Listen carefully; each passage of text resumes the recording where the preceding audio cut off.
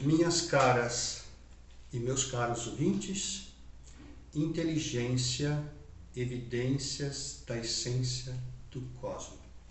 Vai lhe revelar verdades que você não encontrará em nenhum outro livro.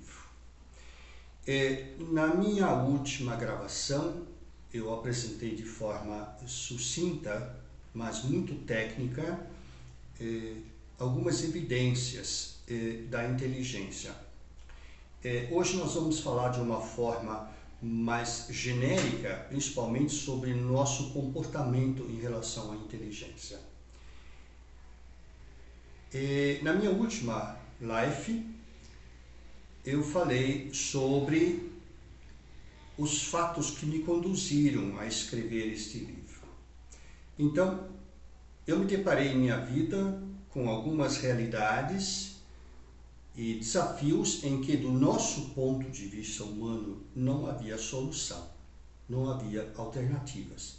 Fatalmente, era uma situação sem alternativas. Aí, de repente, nós somos surpreendidos com uma solução que nos cai no colo. E esta solução procede de uma origem que sequer cogitamos. Então, em função disso, eu resolvi pesquisar o mundo em nosso entorno e as causas que nos levam a esses fatos. O empresário Robert Bigelow, no ano passado, ele fez um concurso público no qual teve uma equipe de avaliadores muito importantes, entre eles o Dr. Brian Weiss, sobre a questão se existe inteligência além do nosso corpo físico, quer dizer, se existe vida após a morte. E ele ofereceu um prêmio muito grande, inclusive eu cheguei a participar desse concurso, escrevi em inglês, e a verdade é que esta foi a origem deste livro, que depois eu pesquisei mais a fundo, trouxe aspectos científicos e que culminaram com este livro, Inteligência, Evidências da Essência do Cosmos. Quando nós nos deparamos com fenômenos, fatos ou situações que não conseguimos explicar, geralmente as pessoas migram para o lado místico e para o lado religioso. Não que isso seja errado, pelo contrário. O que eu me proponho aqui por este livro é justamente, por evidências científicas, chegar a fatos que normalmente as pessoas explicam como sendo místico ou religioso. Então, como eu falei na minha última live, 4 perguntas que eu vou responder são: a primeira, se a morte existe; segundo, de onde nós viemos; terceiro, por que nós estamos aqui; e quarto, para onde nós iremos. Eu vou responder essas perguntas não do ponto de vista religioso. Como não do ponto de vista religioso? Eu estou apresentando evidências científicas que vão comprovar as respostas dessas 4 perguntas. Eu me atrevo a dizer com grande grau de segurança que, após você haver lido este livro e acompanhado as minhas lives, você não verá mais o mundo ao seu redor da mesma forma como você o via até então. Vamos falar então de inteligência. Mas antes disso, apenas relembrando o que eu falei na última live, em verdade, nós somos a intersecção entre 2 mundos, o mundo físico e o mundo metafísico. Nós temos a nossa natureza física biológica, que é o nosso corpo humano, o nosso círculo circadiano. Nós descansamos, nós alimentamos, descansamos, enfim, nós temos todas essas necessidades. Nós temos uma natureza fisiológica, cujo gerenciamento eu trato neste livro aqui, como essa natureza física é gerenciada. E aí nós veremos o quanto o pensamento é importante, não do ponto de vista místico ou religioso, mas do ponto de vista científico. E nós temos uma natureza psíquica, sensorial, emocional. Não estou falando de alma, porque nós não estamos falando aqui de religião. Nós estamos falando de aspectos científicos. Então nós temos uma natureza física, biológica, que é indiscutível, todo mundo existe.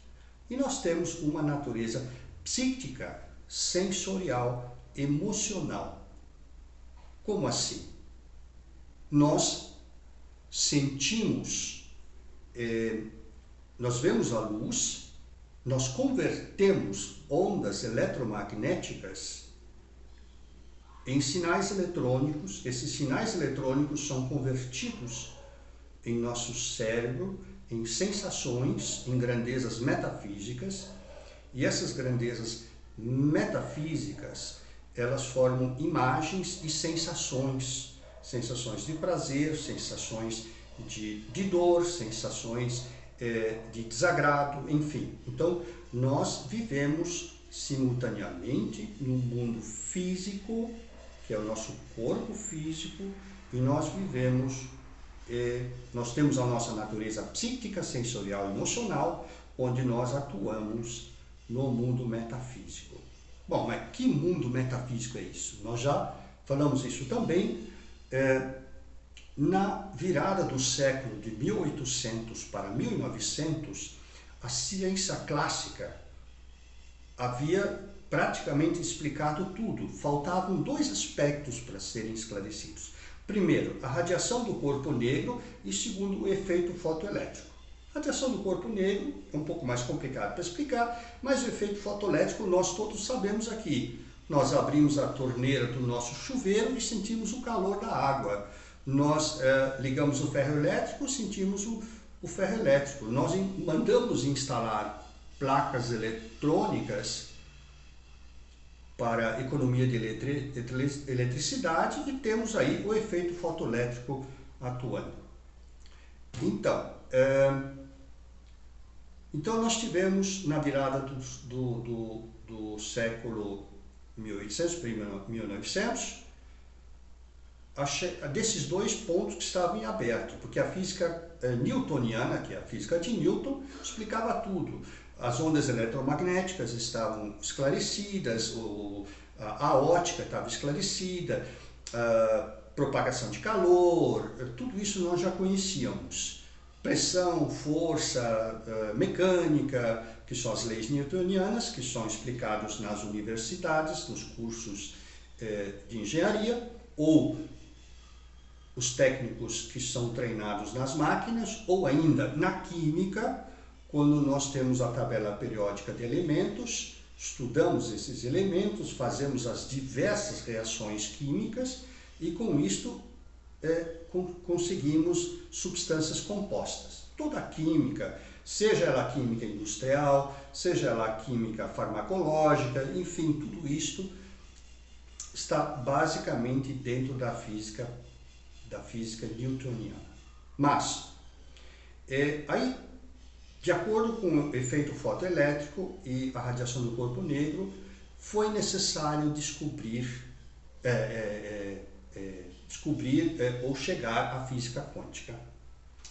A física quântica, ela estuda estruturas menores do que o núcleo atômico, que é a fragmentação dos prótons e nêutrons em quarks, são elementos quânticos. E aí nós temos dois tipos de elementos básicos, nós temos os férmions e nós temos os leptons. Nós temos os elementos que vão formar a nossa matéria e nós temos os elementos que basicamente são transportadores de energias. O que quer dizer isso? Através do spin que a partícula tem, que é um giro que ela tem, veja que eu estou falando de pontos científicos, que nós vamos depois migrar para o nosso mundo real. O spin, de acordo com o que ele gira, ele pode ser meia volta ou ele pode ser uma volta inteira. Quando nós temos um spin de meia volta, nós temos os elementos que formam a matéria, que são os quarks que vão formar os prótons e os nêutrons. Quando nós temos os elementos básicos com spin inteiros, nós temos os bósons que transmitem forças. E aí nós temos o fóton, nós temos que é toda a parte eletromagnética, nós temos os gluons e os bósons WG. Bom, isso é bastante árido, bastante técnico, e recentemente, como nós já havíamos falado na outra live, o bóson de Higgs. Higgs havia proposto a teoria do campo de Higgs em 1960, em 2012 se provou a existência do bóson de Higgs, e com isso Peter Higgs foi agraciado com o Prêmio Nobel em 2013, ainda em vida, ele está vivo ainda. Bom, e esse bóson de Higgs gera massa na matéria. Então nós temos um mundo quântico, que é um emaranhado quântico, que é a sobreposição das ondas que podem gerar qualquer resultado. E nós temos quando a partícula se materializa, que é o nosso mundo físico. Então, em verdade, isso que eu estou falando pode parecer loucura, mas é efetivamente assim.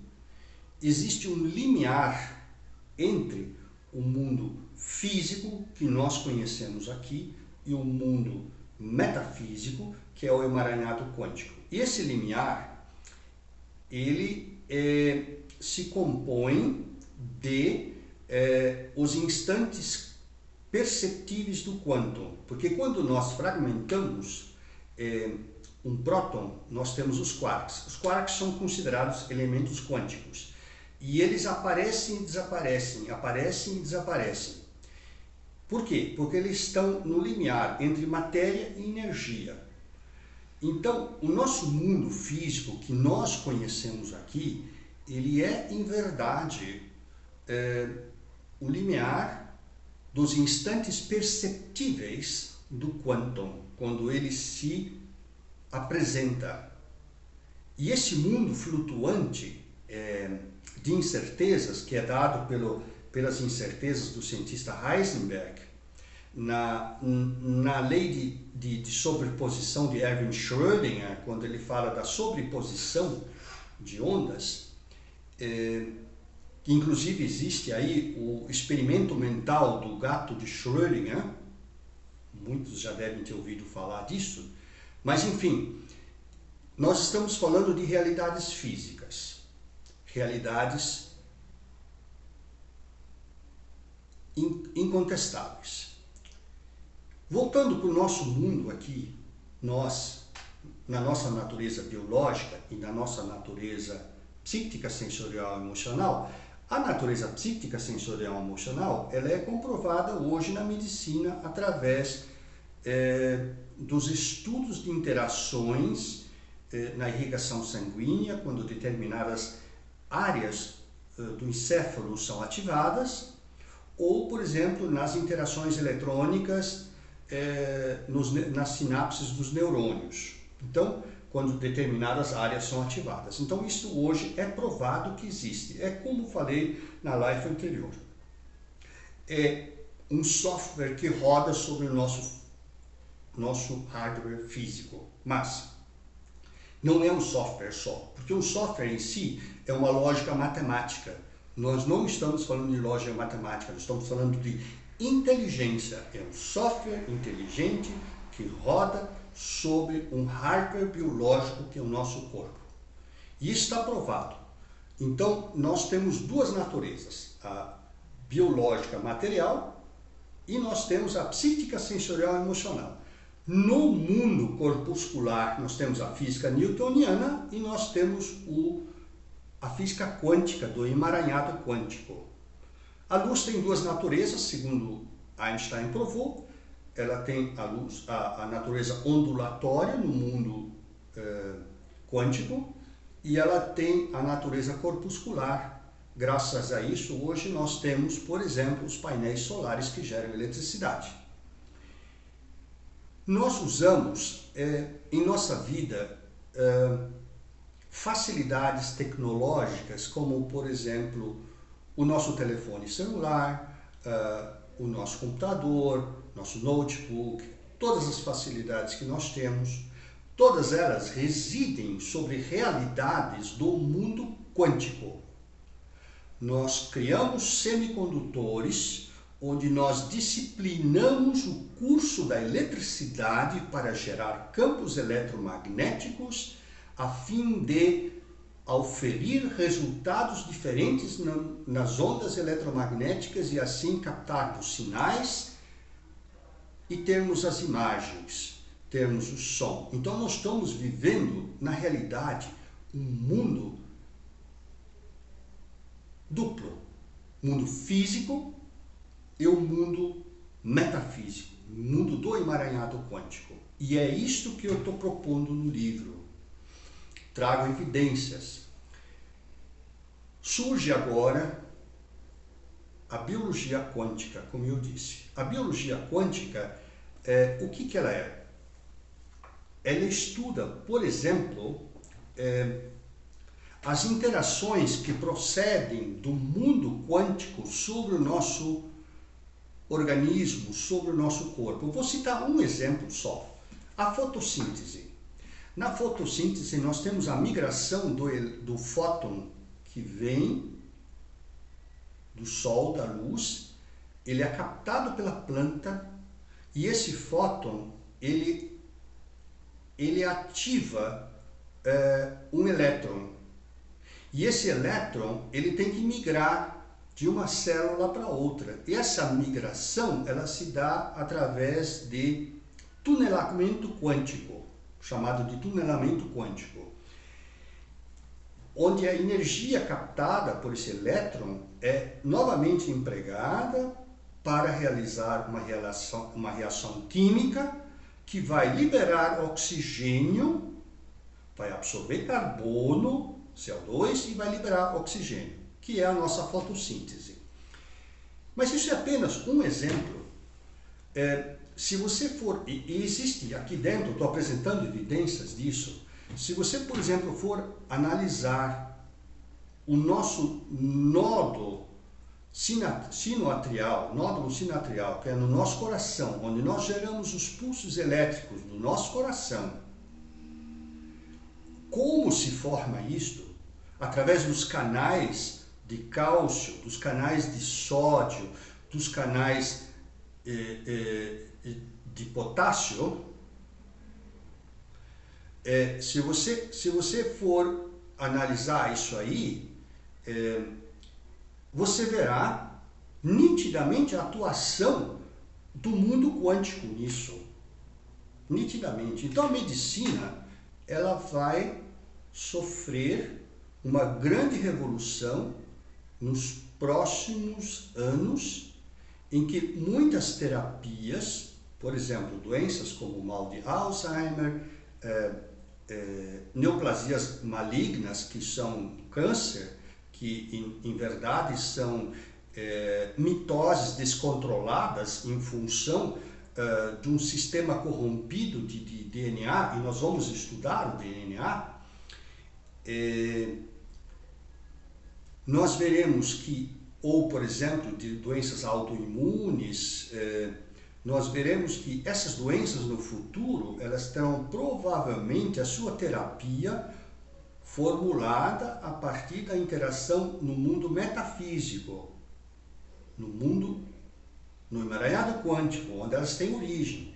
Porque, em verdade, os remédios, eles combatem as consequências, não as causas. As causas dos males têm origem no emaranhado quântico, no mundo metafísico.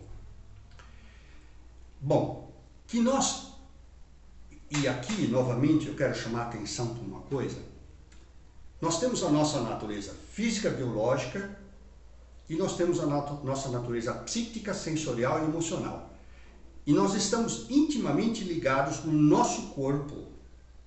Nós somos a intersecção de dois planos, do plano físico e do plano do emaranhado quântico. Nós somos a intersecção dos dois através do nosso corpo.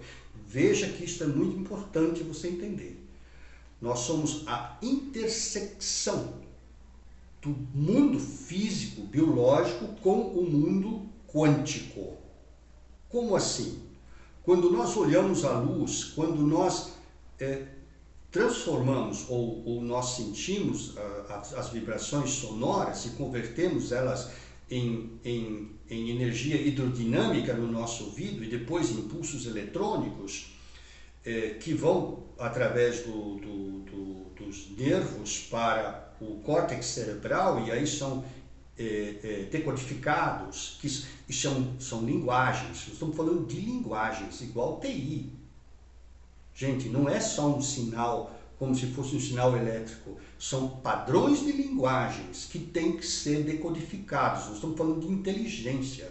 Então nós convertemos grandezas físicas mensuráveis por instrumentos como, por exemplo, a luz, como, por exemplo, o som, como, por exemplo, o calor, como, por exemplo, o sabor que é químico, ou o olfato que é químico. Nós convertemos isto em grandezas metafísicas, que são sentimentos, que são sensações. Então, nós somos a intersecção entre dois planos. Isso é inquestionável. Às vezes, eu me admiro como psicólogos seguem padrões e rotinas de perguntas e respostas para querer chegar a um resultado. Isto é impossível, porque cada pessoa tem sua natureza própria, sua natureza psíquico-sensorial própria, que é o software dela, um software vivo, que roda sobre o hardware. Está provado que o mundo físico existe, está provado que o mundo metafísico existe e que nós somos a intersecção entre os dois, porque nós convertemos grandezas físicas em grandezas metafísicas. Então, nós vivemos na sobreposição de ondas e nós vivemos na precipitação da matéria ao mesmo tempo. Esta é uma realidade. E aqui agora eu quero chamar a atenção, quando, meu caro espectador, você tiver lido meu livro, quando você tiver acompanhado minhas lives detalhadamente, porque eu vou apresentar tecnicamente tudo isso que eu estou falando. E olha, quando nós formos estudar neoplasias malignas, que é o câncer, e formos estudar a imunoterapia, que é o combate do câncer através de nosso sistema de imunidade, nós estamos falando de linguagens. Nós vamos falar de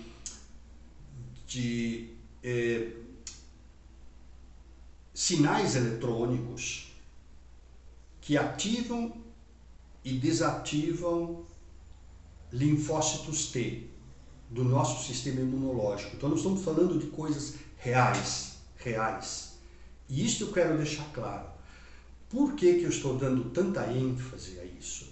Porque quando você tiver lido meu livro, tiver acompanhado minhas lives, você vai chegar à conclusão de que nós, em verdade, estamos vivendo um absurdo à nossa vida, um verdadeiro desrespeito à inteligência. Não essa inteligência que nós estamos falando aí das universidades, não é isso. Nós estamos falando da inteligência que rege todo esse sistema. E eu vou logo mais entrar nisso também. Então, nós vamos ver que, em verdade, nós vivemos um absurdo na nossa vida, um desrespeito à inteligência, uma estupidez no emprego do nosso tempo, um escárnio no uso dos recursos que nos são colocados generosamente à disposição. Nós fazemos mau uso disso.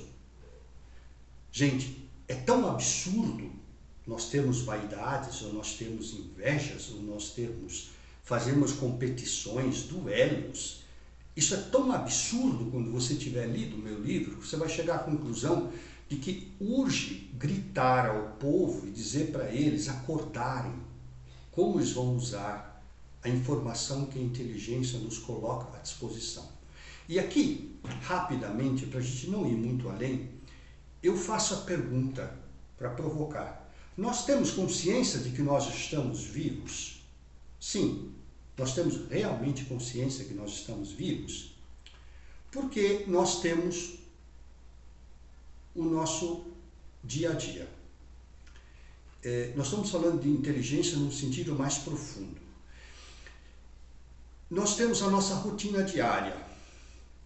Por quê? Nós nos levantamos de manhã, nós olhamos para fora da janela, vamos ver como é que está o tempo. As pessoas mais precavidas olham na internet para saber como é que será o tempo, se haverá chuva ou não, e com base nisso escolhem a roupa que vão usar durante o dia.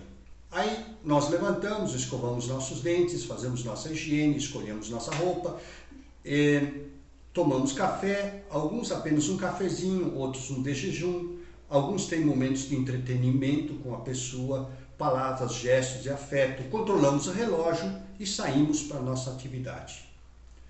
Trabalho, escola, agendas, atividades, enfim, enfrentamos nossa locomoção, seja transporte particular, ciclomotor, o que for. Enfim, ocupamos-nos com nossas atividades. Se a locomoção não for um calvário em si, já é uma vitória. Nem todos têm a mesma sorte. Alguns, por vezes, perdem 1 a 2 horas no trânsito, no empurra-empurra, na irritação do trânsito. E aí estamos literalmente entretidos com os nossos compromissos diários. Quem vai ao trabalho fica absorvido com os pensamentos das tarefas do dia anterior. Quem for empreendedor está preocupado com boleto, recebimentos, fornecedores, clientes. Quem vai à universidade está preocupado com as provas e as tarefas do curso. E assim somos literalmente absorvidos em nossa capacidade. E aí, absortos, somos surpreendidos pela hora do almoço. Uma pequena caminhada, um almoço no restaurante, self-service, um salgado, um suco na região. Enfim, voltamos logo em seguida e continuamos nossa atividade. Foi um pit stop e novamente estamos absortos em nosso pensamento. O final do dia nos surpreende, saímos aliviados para o nosso lar. Quem tem a felicidade de um lar acolhedor pode desfrutar deste prazer e essa recompensa. Mas talvez muitos ainda tenham que enfrentar o transporte estafante ou o trânsito irritante. Feliz daquele que é poupado desse desgaste. Isto se não houver uma aula de faculdade aguardando. Mas a aula de faculdade também é prazerosa porque, enfim, nós estamos acrescentando algo a nós mesmos. Estamos ampliando a nossa capacidade cognitiva. Temos a impressão de que usamos a nossa inteligência com intensidade. Pena que possivelmente não usamos a inteligência como deveríamos. Em verdade, nós apreciamos Prosecco quando nós saboreamos o Prosecco. Antes disso, nós não sabemos o sabor dele.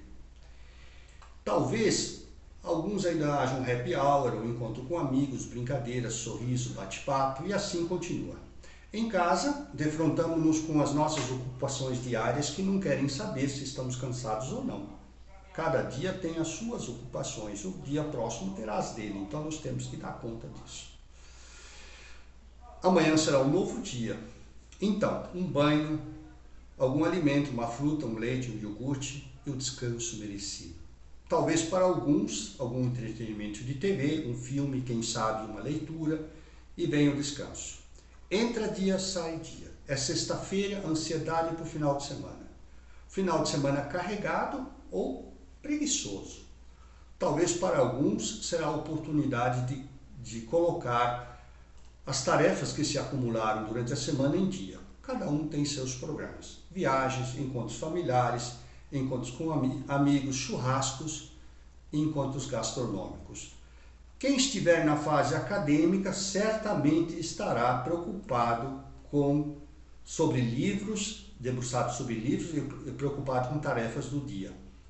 Vem um feriado por felicidade prolongado, programamos viagens ao litoral interior, talvez visitar algum parente distante,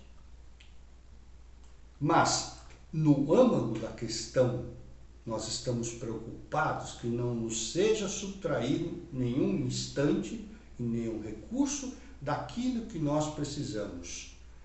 Nós estamos preocupados com isto. E assim, entra dia, sai dia. Entra dia e sai dia. Ainda não falamos das preocupações do dinheiro e das contas, dos cartões de crédito, não raramente com os limites exauridos, tarefas escorchantes, e cada um carrega seu fardo. E nos damos conta que já é final do ano, entra ano, sai ano, fazemos planos, cursos universitários, pós-graduação, PhD, doutorados, casamos, temos filhos, obrigações, desafios, momentos prazerosos. Às vezes nos decepcionamos e descasamos, mas os encargos continuam. Ganhamos peso, visitamos o espelho com mais frequência, frequentamos academias, salões de beleza, compramos roupas, compramos automóveis novos, imóveis, prestações pesadas, mudamos de emprego ou atividade e, de repente, passamos dos 40, alguns já com mais de 50 e outros poucos já com 60 anos. E aí somos surpreendidos por alguém que desceu do trem. Como assim? Desceu do trem, tão jovem, mas o que houve? Poucos pensam no que realmente aconteceu. Melhor eu não pensar, isso ainda está longe de mim e é melhor eu manter-me afastado desses pensamentos, não quero saber disso. Tenho inúmeras coisas para me preocupar. Por que eu perderia tempo com isso? Então, novamente, o cotidiano nos absorve, assumimos mais desafios, temos filhos, enquanto estiverem na infância, na idade acadêmica, representa um desafio próprio em si. As demandas infindáveis, a exaurir nosso bolso, nossa conta bancária, moer o nosso cartão de crédito, ou ainda o desafio e a rebeldia da educação e do balizamento de uma condução moralmente correta e aceitável. Enfim, somos requeridos o tempo todo, enquanto a nossa reflexão sobre a questão de estarmos vivos ou não fica relegada a um segundo, terceiro ou qualquer plano sobre o qual sequer estamos dispostos a pensar. Então, você tem noção de que você está vivo? Como eu disse, não basta estarmos lúcidos, não basta termos nosso raciocínio, não importa o quanto empregamos nosso raciocínio, não basta interagirmos com o nosso meio, nem quanto estamos fazendo ou produzindo. Não importa o quanto estamos trabalhando, isto não é empregar inteligência. Pelo contrário, é ignorar a inteligência profunda, ao que ela tem a nos dizer, e dar as costas à inteligência profunda. Importa empregarmos nossa capacidade cognitiva em ocupações que realmente nos trazem a consciência de quem somos, reflexões sobre nossa realidade e que estamos vivos. Como assim? Que história é essa? Eu sei que eu estou vivo, eu uso minha inteligência, eu estudo, fiz mestrado, fiz graduação, mestrado, PhD, fiz curso de idioma estrangeiro, fiz cursos técnicos, aprimoramento profissional, viajei ao exterior, eu uso minha inteligência. Bom, será que você tem mesmo consciência de que está vivo? Que você emprega a sua capacidade cognitiva? Eu não coloco em dúvida. Muito menos eu questiono qual o seu grau de conhecimento ou a sua capacidade de interação com o seu meio. Veja que até os animais interagem com o meio. Interagir com o meio não quer dizer usar a inteligência. Usar a inteligência é uma coisa profunda, que vai justamente lhe dar consciência sobre sua natureza psíquico-sensorial e emocional, do que eu estou falando. E aí, de repente, você porventura sabe que você está sendo tutelado o tempo todo naquilo que essa inteligência profunda lhe considera inapto ou despreparado? Sim, você está sendo tutelado o tempo todo naquilo que a inteligência profunda lhe considera inapto ou despreparado. Ué, sim. Capacitação e tutelamento são duas grandezas inversamente proporcionais. Você é tutelado enquanto você for considerado incapaz para lidar com uma determinada situação. Quando você recebe capacitação sobre essa situação, o tutelamento se torna desnecessário, porque você é capaz de tomar medidas preventivas. Veja, eu estou falando de inteligência. Não estou falando de interação com o meio ou de emprego de capacidade cognitiva. São duas coisas.